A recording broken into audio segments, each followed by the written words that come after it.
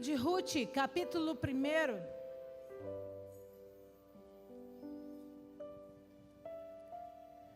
Ninguém lê Ruth, né?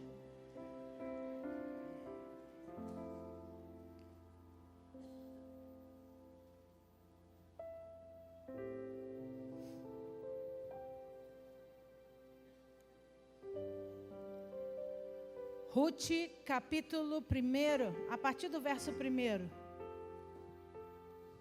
Tá difícil de achar Ruth. Nós temos todo o tempo do mundo, aleluia.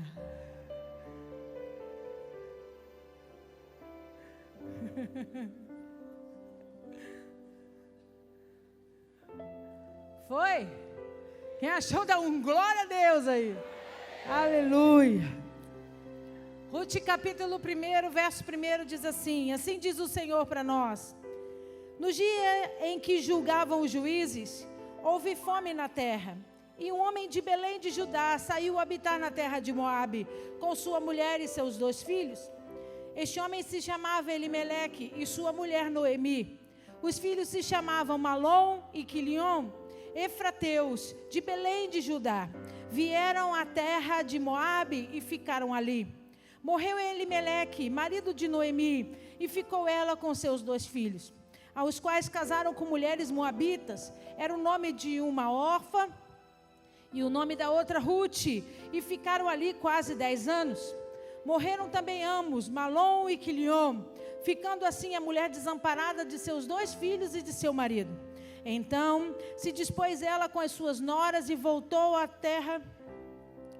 da terra de Moabe, porquanto nessa ouviu que o Senhor se lembrara do seu povo, dando-lhe pão.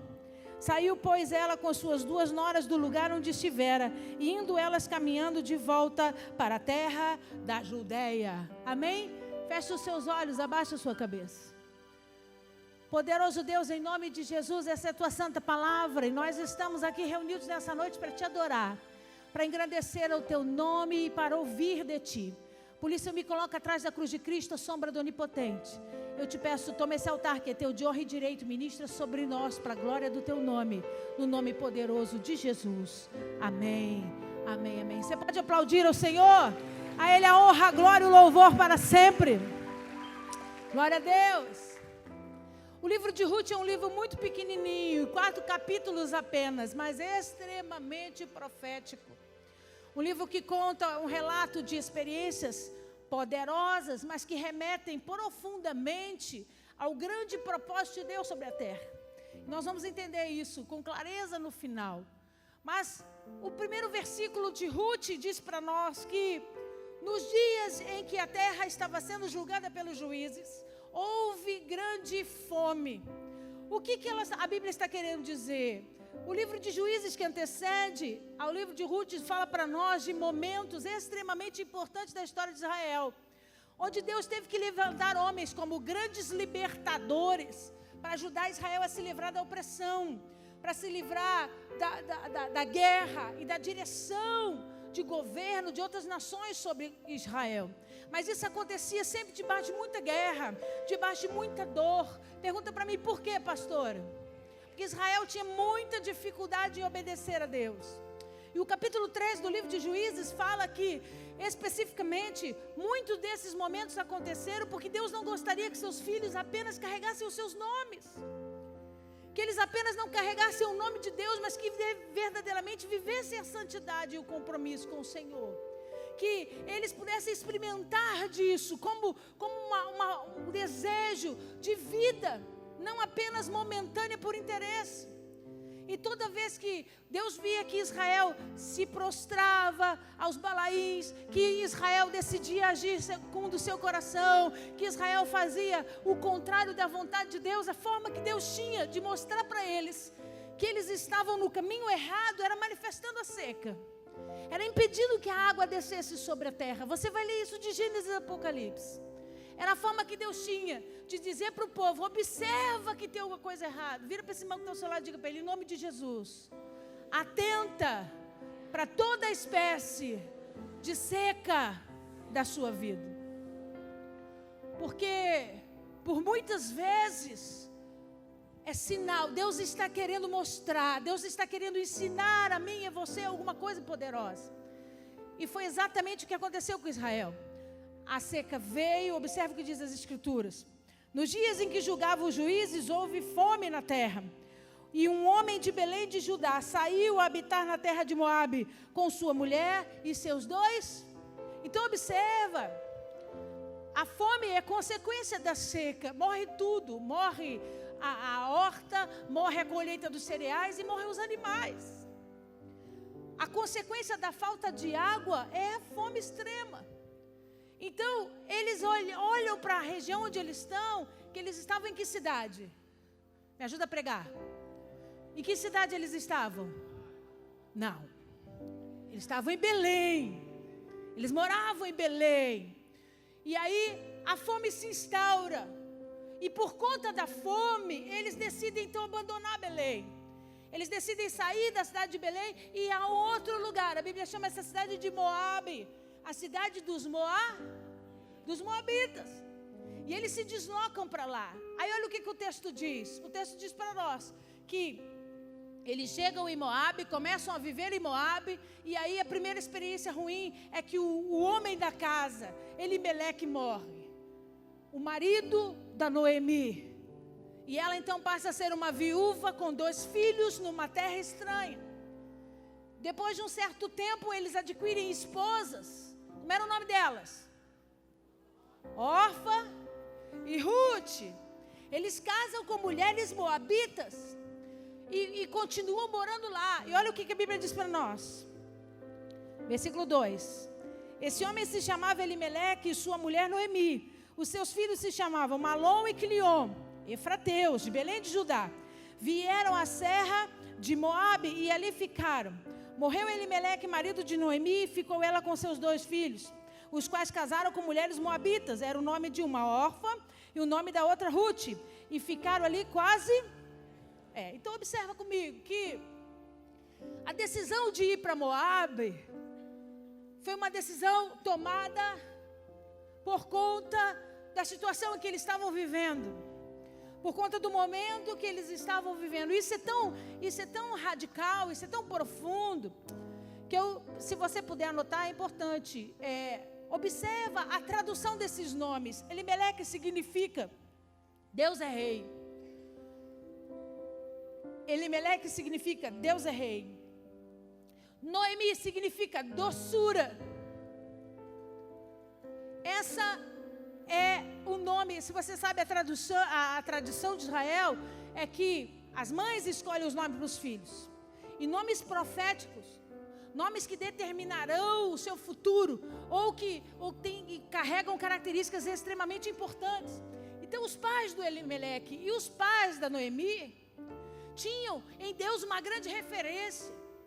E decidiram que seus filhos tivessem nomes que fossem nomes agradáveis, ou que glorificassem o nome de Deus. Você está aí?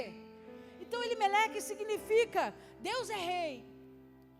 Quando ele nasce, a mãe olha para a cara do bebê e diz: nós vamos louvar a Deus, porque Deus é rei sobre a terra. Deus é rei e governa sobre todos. Quando Noemi nasceu, a mãe olha para Noemi e diz: essa menina vai se chamar doçura, porque ela vai ser doce na sua casa, na sua família, vai fazer o papel da mulher virtuosa, de Provérbios capítulo 31. Vai fazer diferença onde ela estiver. Profetiza sobre aquela criança. Mas observa que o nome dos seus filhos não é condizente à história dos seus pais. O primeiro nome do seu filho era qual? Vê aí. Versículo 2. Malom. Malom significa enfermo, extremamente doente. Então observa que quando os filhos de Elimeleque e Noemi nascem, eles já estão num tempo diferente. Por quê, pastora? Porque já não existe mais o desejo de louvar e engrandecer o nome de Deus. Agora eles estão vivendo debaixo do sofrimento. Tem uma coisa de errada, você está aí? Então quando o mais velho nasce, eles olham e enxergam a debilidade física, a enfermidade, e não profetizam algo diferente. Eles dizem: ele vai ser enfermo, extremamente doente. E aí nasce o segundo. Como é o nome do segundo? Quiliô. Quiliô significa definhamento, ruína. nascem no momento onde a terra não estava boa, onde Deus estava executando juízo sobre a terra. E quando essas crianças nascem, seus pais já estão desmotivados, já não veem mais segurança suficiente no nome poderoso do Senhor. Pergunta para mim, por quê, pastora? Porque eles decidem sair de Belém. Belém significa casa, Bet-Helém, casa do pão. Eles decidem sair do lugar onde Deus disse que seria o lugar que produziria pão. Eles saem do lugar que produz pão, porque alegam que a terra está com fome. Amigo, pode até parecer que a casa do pão não tem pão. Você pode até achar que a casa do pão não tem pão, mas você precisa regalar bem o canto branco do teu olho e entender que Deus não quebra promessas. Deus não quebra o poder da sua palavra. Se Ele disse que ali seria lugar de produzir pão, ali representaria esse lugar de genealogias poderosas, de crescente em prol do projeto da promessa de Deus. Ele assim o cumpriria. Os seus pais se desesperam por conta da fome e decidem sair da casa do pão. Deixa eu dizer uma coisa para você. Observa bem a espécie de fome que você está passando. A espécie de seca que a tua terra estava passando. Porque por muitas vezes Deus está apertando para consertar e você quer fugir do conserto. Deus está apertando, Deus está secando para te fazer enxergar que tem alguma coisa errada. Não é para sair da casa do pão, é para observar o que Deus está fazendo. É para observar como Deus quer consertar. Uma vez que você nasce na casa do pão, abandonar a casa do pão é um caminho em direção à maldição. Foi exatamente isso que eles viveram. Pergunta para mim, por quê, pastora? Porque Moabe era uma cidade amaldiçoada por Deus.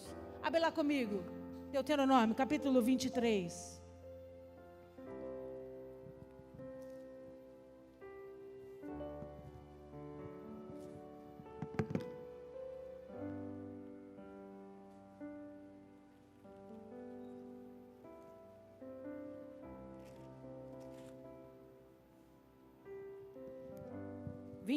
Verso 3. Volta só um pouquinho, deixa marcado lá, Ruth, para a gente voltar. Nenhum amonita ou moabita entrará na Assembleia do Senhor, nem ainda a sua 10ª geração entrará na Assembleia do Senhor eternamente. Portanto, não foram ao vosso encontro com pão e água no caminho quando saíres do Egito, e porque alugaram contra ti Balaão, filho de Beor, de Petó, da Mesopotâmia, para te amaldiçoar. Porém o Senhor teu Deus não quis ouvir a Balaão, antes trocou em bênção a maldição. Portanto o Senhor teu Deus te amava. Não lhes procurará nem paz, nem bem, nem todos os dias para sempre, diz o Senhor. Pastora, por que Deus toma essa atitude radical sobre a cidade? E principalmente sobre a herança dos Moabes? Por quê? Você conhece a história. Amon e Moabe foram filhos gerados de algo que era abominável para Deus. Amon e Moabe foram filhos da filha de Ló com o próprio pai. Quem lembra da história? Quem lembra da história? Então, Deus institui uma maldição sobre toda a geração. Sobre toda a geração de Amon, que se tornaria os amonitas. E toda a geração de Moabe, que se tornaria os moabitas. Então Deus diz, não tem aliança, não tem entrada na Assembleia dos Santos, nem por 10 gerações, eternamente. Volta lá em Ruth. Então eles decidem sair da casa do pão, porque a terra estava seca, o povo passando fome, e vão em direção a Moabe, uma terra amaldiçoada por Deus. Mas o que fez aqueles homens irem em direção a Moabe? A cidade ficava 1000 metros acima do nível do mar. Tinha um clima maravilhoso, era próspera, frutífera, extremamente agradável. Então eles olham para a cidade de Belém, onde eles estão, enxergam a fome, enxergam a sequidão. Eles decidem, não vamos ficar aqui, nós precisamos ir embora, nós precisamos dar sequência à nossa vida. E escolhem pelos olhos o que é agradável aos olhos. Então chegam a Moabe e ali decidem morar, porque ali tinha água, ali tinha agricultura, ali o clima era mais fresco, decidem morar em Moabe.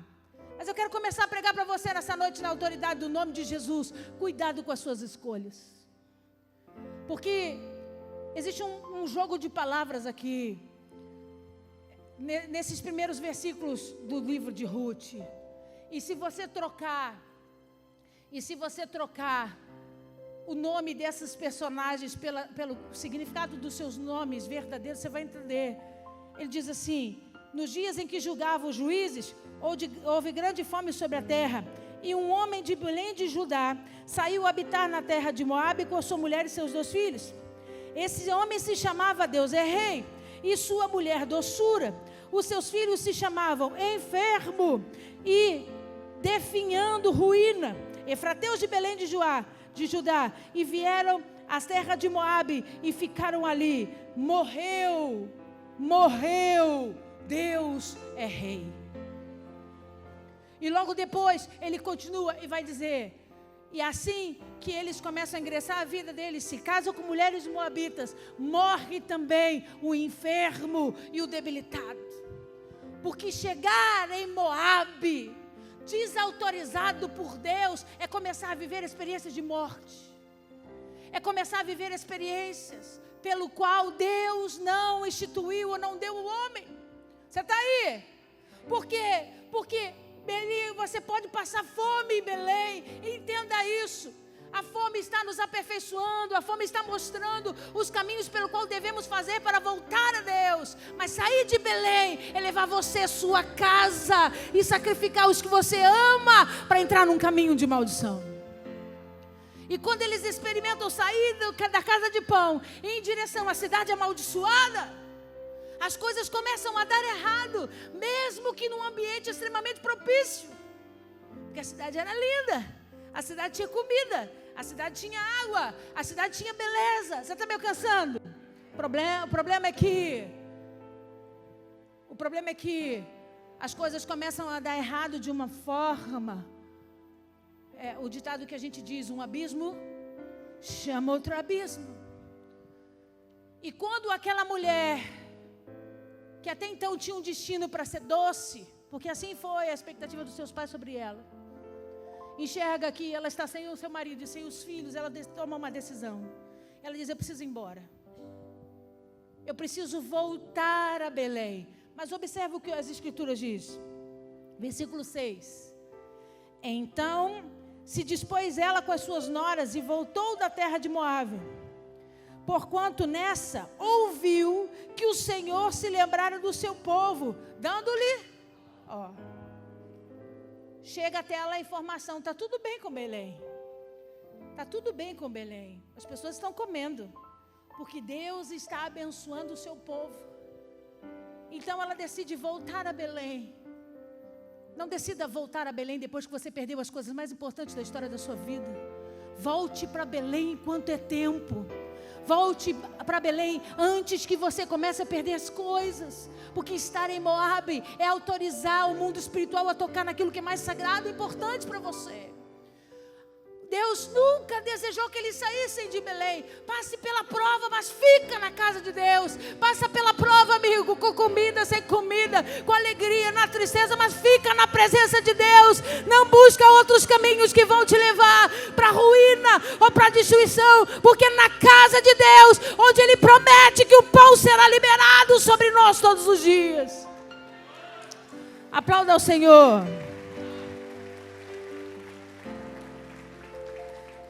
Eles ficam em Moabe por quase 10 anos.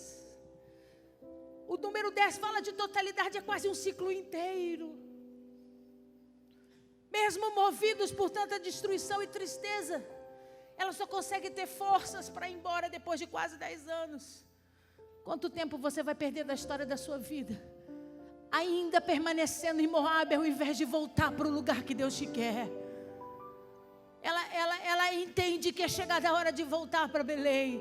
Ela entende que é chegada a hora de retomar a sua vida. Mas ainda completamente destruída e desmotivada. Vai lá comigo, por favor, um pouquinho na frente. Ainda no capítulo 1. no verso 19.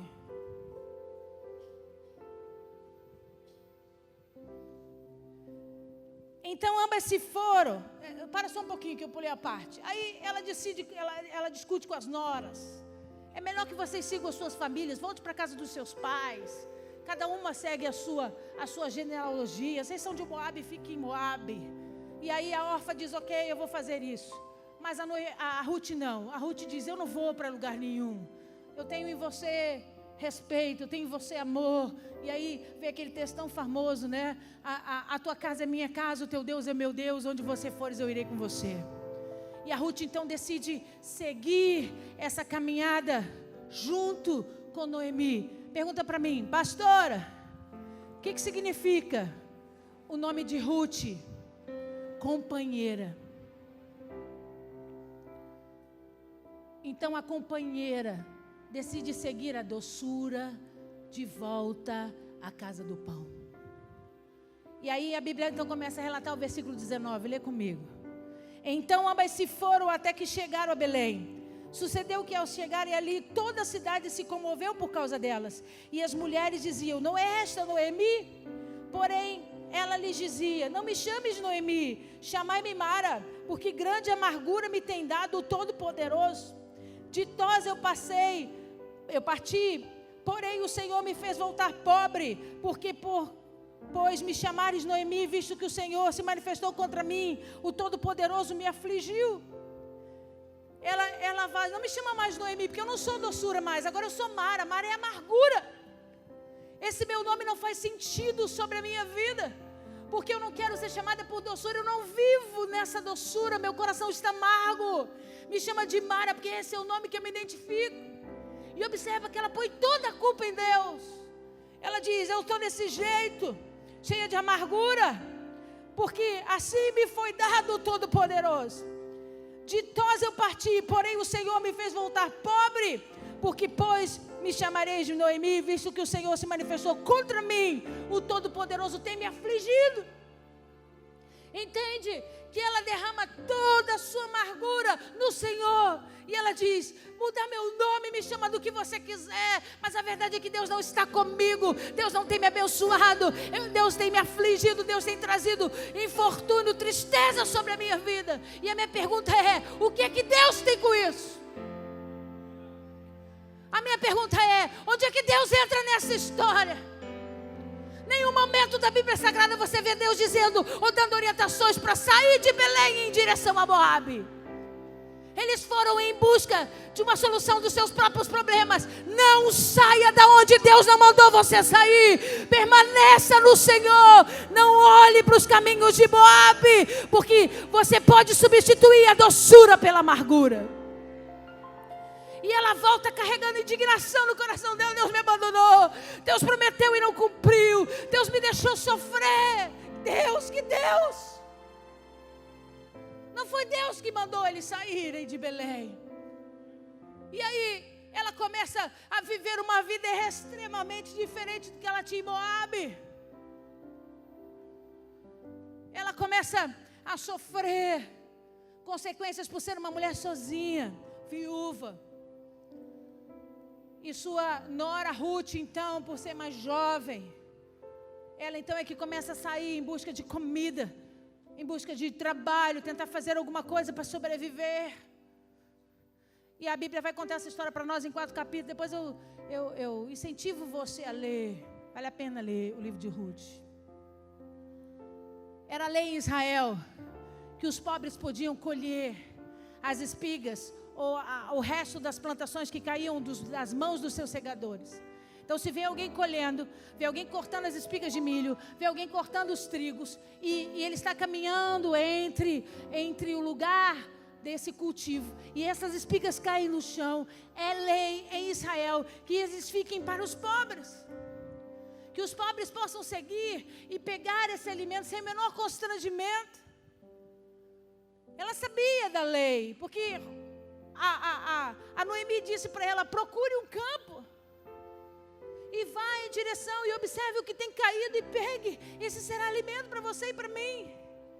E ela então vai em direção a um desses campos e começa a fazer esse trabalho, se abaixar, esperava o cara da colheita passar, e tudo que estava no chão, ela baixava e colhia para ela. Oh meu Deus, que tempo de humilhação. Oh meu Deus, que tempo de constrangimento para quem viveu ao lado de um homem que supria as suas necessidades, que bancava a sua casa e a sua família. E ela começa ali a esperar o momento que eles deixavam, que eles permitiam que ela se aproximasse para colher daqueles frutos. Deixa eu dizer uma coisa para você, na autoridade do nome de Jesus.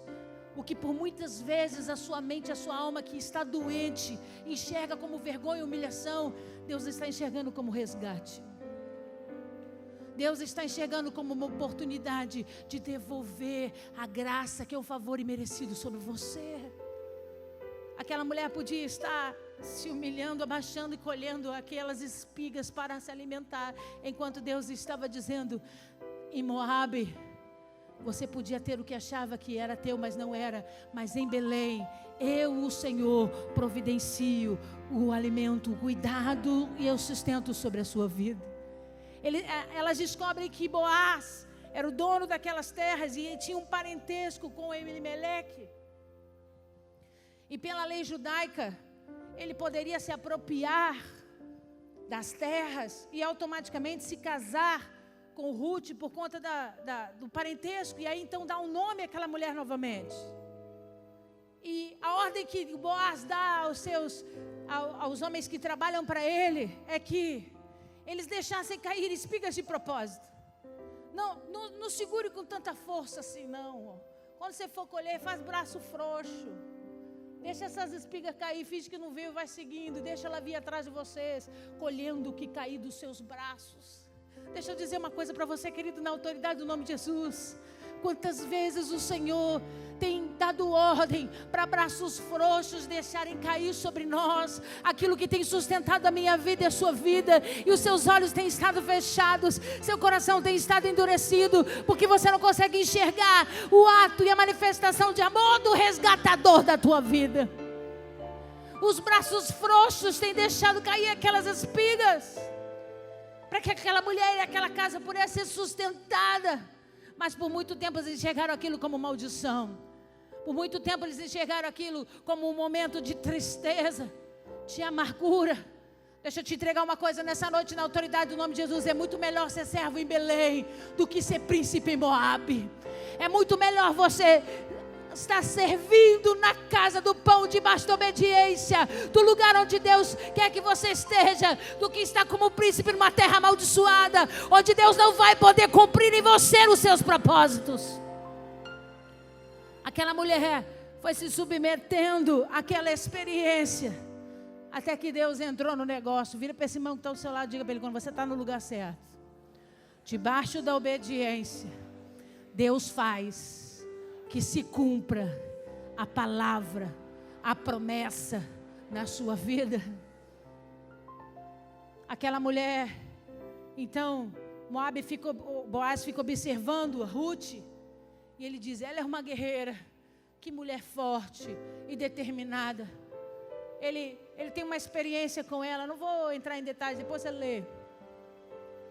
E ele sai dessa experiência determinada, ele diz: Vou usar o termo de hoje para você entender. Vou comprar o seu passe, Ruth. Eu vou ser o seu resgatador, porque esse é o termo da lei hebraica. Eu vou ser o seu resgatador. Tem uma outra pessoa que pode fazer isso, mas eu vou entrar nessa briga. Eu vou entrar nessa briga porque eu quero que você seja minha esposa. Eu quero que essas terras voltem para o nome da sua família. Então ele vai... Ele conversa com anciãos, com pessoas importantes da cidade, e ele consegue o resgate da Ruth. E a Bíblia diz para nós, acompanha comigo, vai um pouquinho na frente.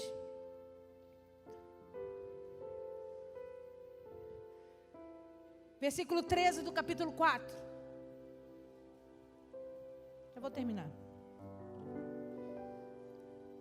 Capítulo 4, verso 13.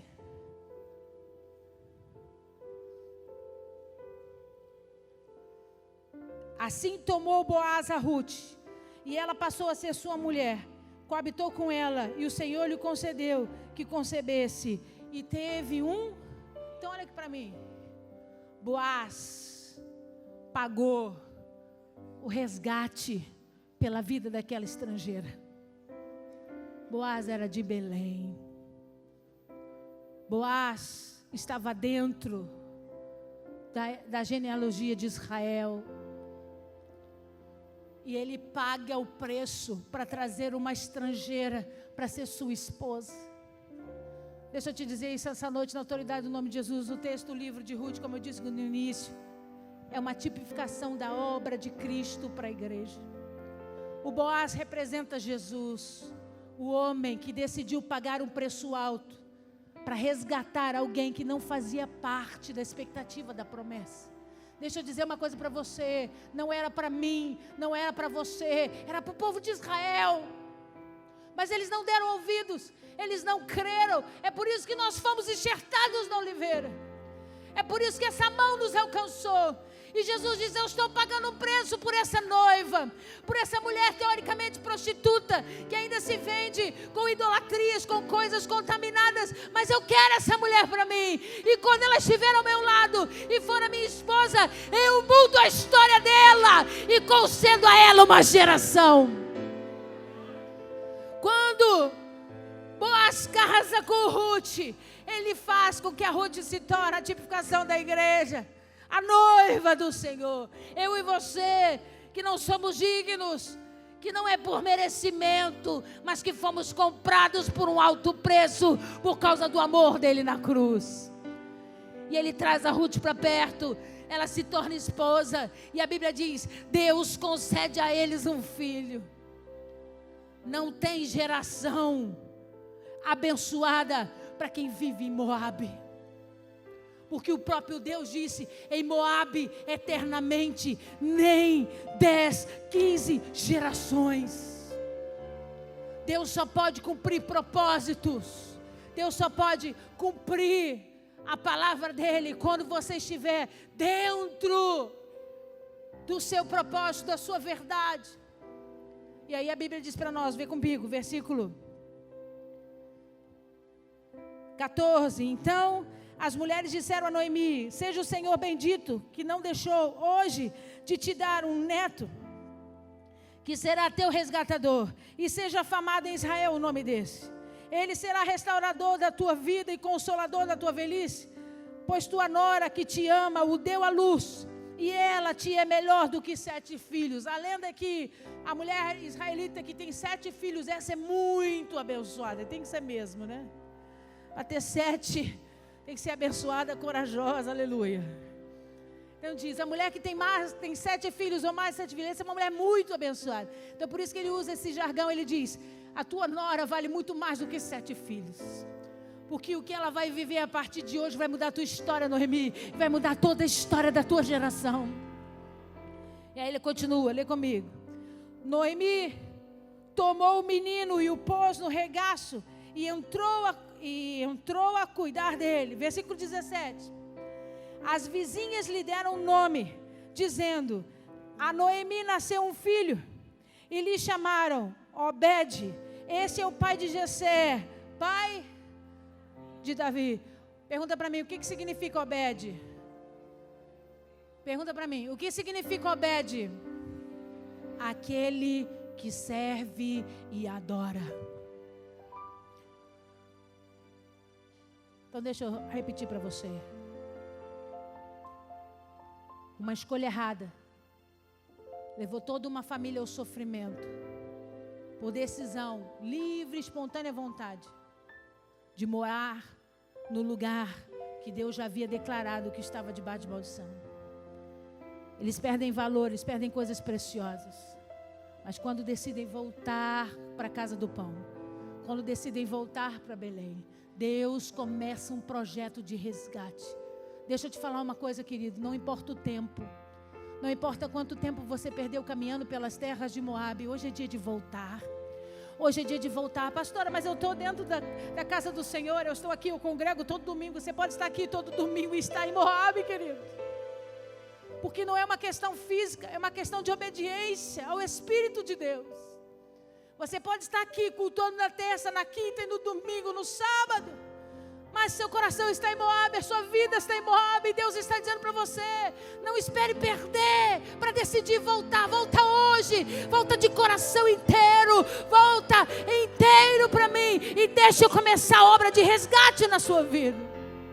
Porque quando eu começo a obra de resgate, os mínimos detalhes são sinais de que eu estou te tratando. Para você podia passar como humilhação, mas o Senhor, estava fazendo o braço frouxo, deixando as espigas caírem. E quantas vezes, eu não sei você, mas eu no início da caminhada dizia para o Senhor: está tão difícil, Deus. Eu achei que aceitar Jesus ia mudar a minha vida radicalmente do dia para a noite, e que todas as coisas boas iam acontecer, e que só coisas boas iam acontecer. E depois a gente começa a enfrentar nas lutas os problemas. E por quantas vezes, crente, cheio do Espírito de Deus, eu tive que ficar abaixada, catando as espigas que caíam, para me alimentar, para sobreviver. E é por isso que eu não admito que você coloque a culpa no seu líder, pelo que você não crescer espiritualmente. Porque quem quer dá um jeito.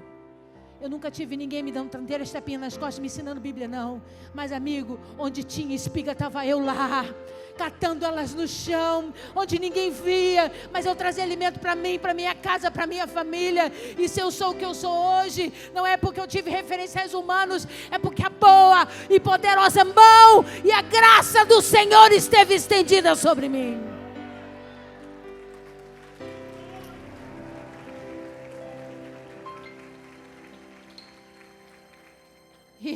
E eu dizia assim: isso é uma humilhação. Por que eu tenho que passar por isso? E eu demonstrava o meu interesse pela palavra, eu demonstrava o meu interesse em pregar a palavra. As pessoas olhavam para mim e diziam assim: quem é seu pai? Seu pai é um professorzinho de nada. Para subir o altar e ser grande, você tem que ser filho de pastor. Você tem que ter alguém que te abra essas portas. Mas eu não estava em Moabe não, querido, eu estava em Belém. E em Belém é o lugar onde o resgatador se manifesta. Em Belém é o lugar onde Boaz olha e escolhe Ruth para ser sua noiva. Eu podia não valer nada para os homens, mas o olhar de Boaz foi em mim. E ele disse: essa que eu quero que seja minha esposa. E é sobre ela que eu vou gerar. Que eu vou gerar Obed, aqueles que servem e adoram verdadeiramente. Quando eu entendi que não era vergonha nem humilhação me abaixar para catar as espigas, eu compreendi tudo. Eu podia ter uma vida diferenciada em Moabe, mas eu não quero nada que tenha participação com maldição de Deus. Porque eu entendo que estar em Belém, com fome ou sem fome, é a melhor direção que eu possa tomar. E ele diz assim, no versículo 17: as vizinhas deram nome ao filho de Noemi. Ué? O filho era de Noemi? O filho era de Noemi? Não!